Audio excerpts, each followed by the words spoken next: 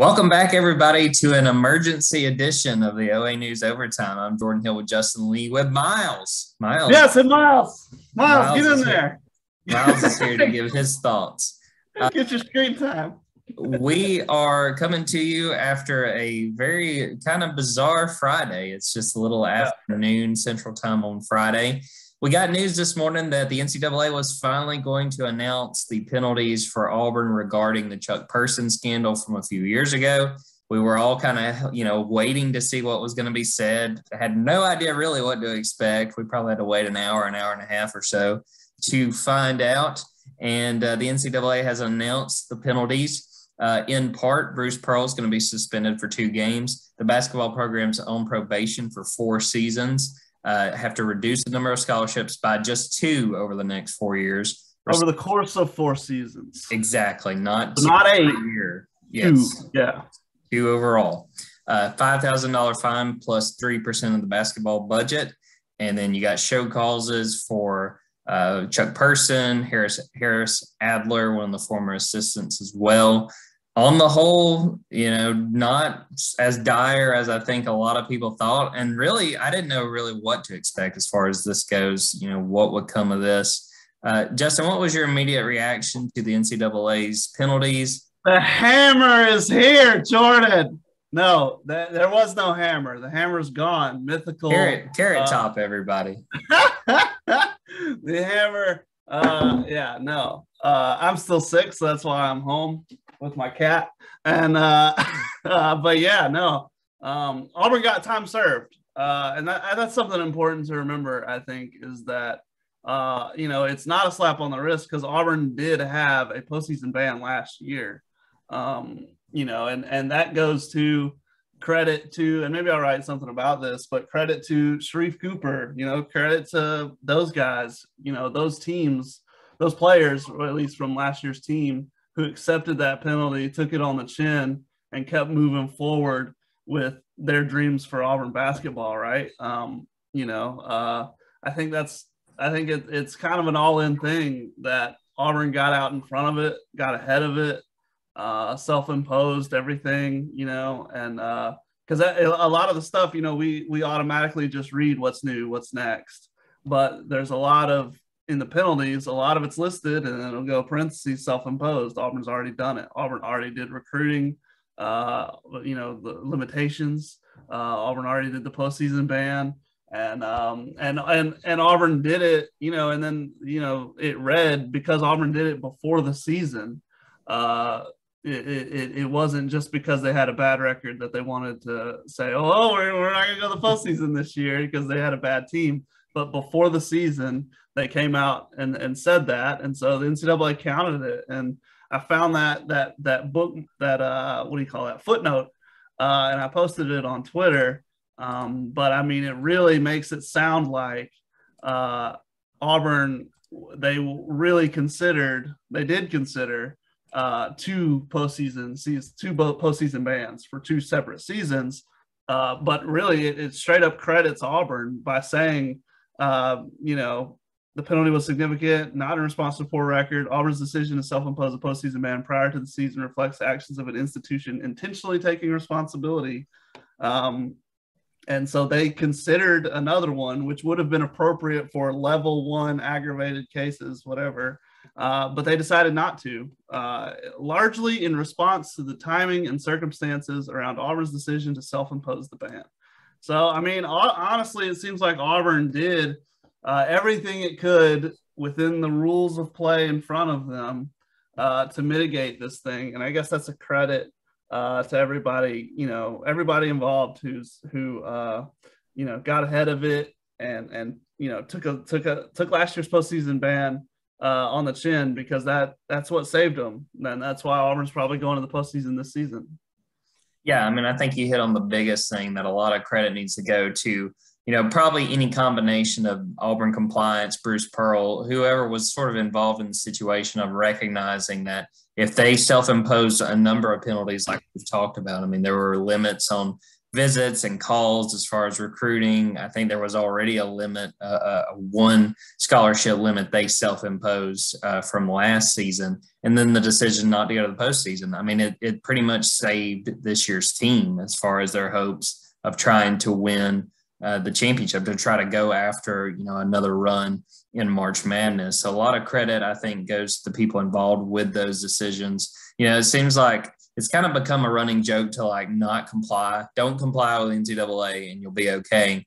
And even though sometimes it feels that way, had Auburn followed that, this would be a very different situation. You'd be talking about a situation where guys like Jabari, who, odds are very likely that this is going to be it for him in college this one season.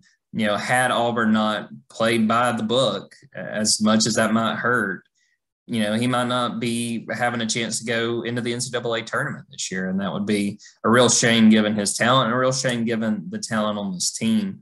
It doesn't necessarily make it right. As some people were pointing out, I think that Jabari was 14 when all this stuff went down, none of the things going on. And the NCAA kind of took one on the chin in the aftermath of the announcement on a press call. They were asked about, pulling those 2 scholarships over the next 4 years. And Vincent Navarro, who was basically the spokesman for the panel, was talking about, he was asked because, this didn't involve any players, wouldn't obviously involve any future players, that pulling scholarships is just a tool in the NCAA's toolbox. It's that doesn't make it right. That doesn't justify the fact you can do that. Doesn't make that okay. No. But on the whole, I think that this works out. This is probably the best possible resolution for Auburn. And the biggest thing to me, I think Bruce Pearl hit the nail on the head in his statement. He said I'm going to go ahead and serve this 2-game suspension. Winds up working out. You got Nebraska, which is a pretty good team, but Auburn should still win that, and then North Alabama. But the end of his statement, he said, it is time to put this behind us. To me, that sums up this whole situation for Auburn. Get it in the rear view and try to kind of pick up the pieces and continue on what's been a very promising start, a 7-1 start, and a team that I think is very capable of being in the mix when it really, really matters.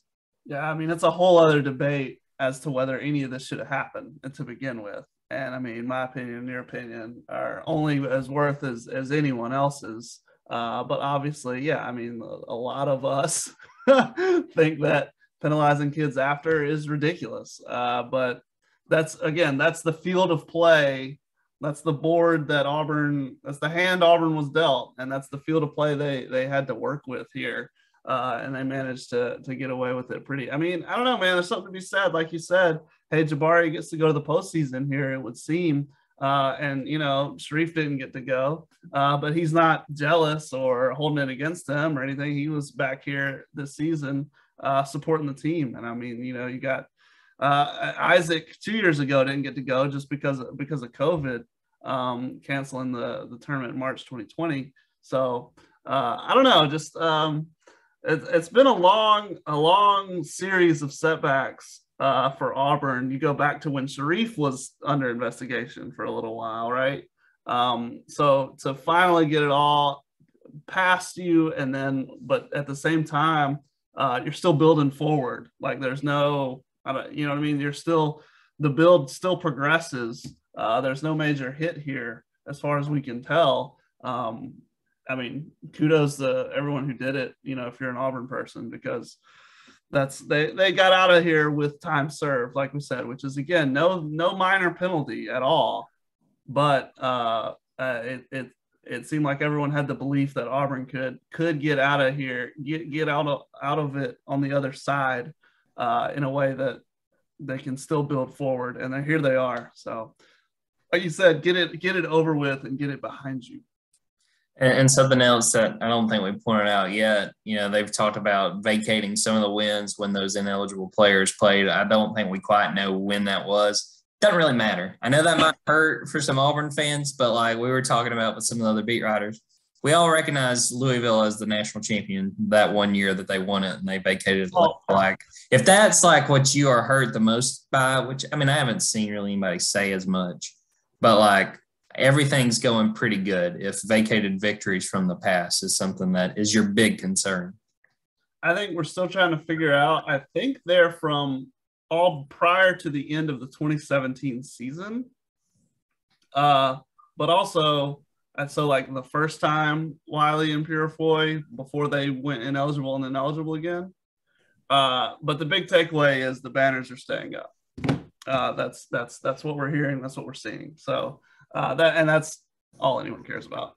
Does the banner get to stay up? And it does. The banner's staying.